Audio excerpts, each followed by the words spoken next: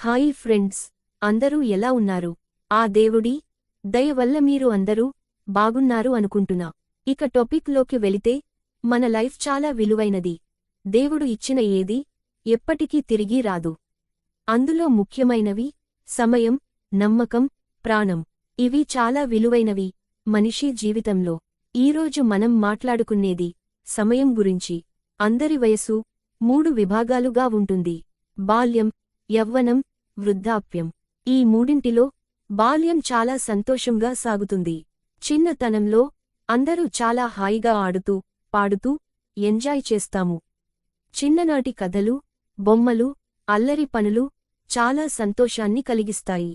స్కూల్లోని ఆటలు ఆడుతూ, చదువుతూ, ఫ్రెండ్స్తో గొడవలు, టీచర్తో తన్నులు తింటూ, నచ్చని వారితో తరగతిలో కలిసి ఉంటూ, ఒకే క్లాస్ రూంలో 2 టీమ్స్గా మారి పోటీ పడుతూ చదవడం, ఆడడం చాలా సంతోషంగా ఉండేది.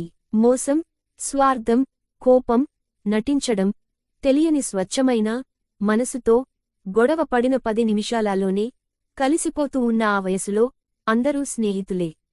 10 సంవత్సరాలు కలిసి చదివి, ఇంట్లో వారికన్నా ఎక్కువ కాలం వారితో ఉండి, టీచర్లే తల్లిదండ్రులుగా మారి మనకు మంచి, చెడు నేర్పిస్తూ, మన జీవితాలకు పువ్వుల మార్గం వేస్తూ, ఏ తప్పు చేయకుండా చేసిన తప్పుని అర్థమయ్యేలాగా చెబుతూ, సంతోషంగా నడిచే ఆనందమైన సమయం.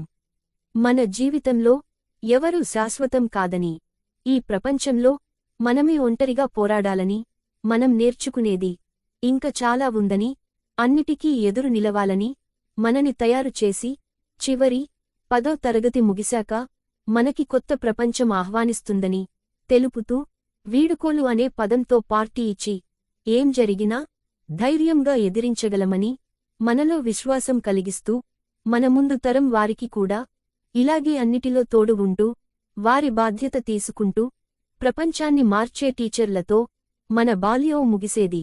కాని ఇప్పుడు ఉన్న కాలంలో బాల్యం చాలా వ్యతిరేకంగా మారింది. ఎలా మారిందో, ఏం జరుగుతుందో నెక్స్ట్ పార్ట్లో తెలుసుకుందాం. థాంక్స్ ఫ్రెండ్స్, ఇంతవరకు నా గురించి మీ సమయాన్ని కేటాయించినందుకు. ప్లీజ్ నచ్చితే లైక్ అండ్ సబ్స్క్రైబ్.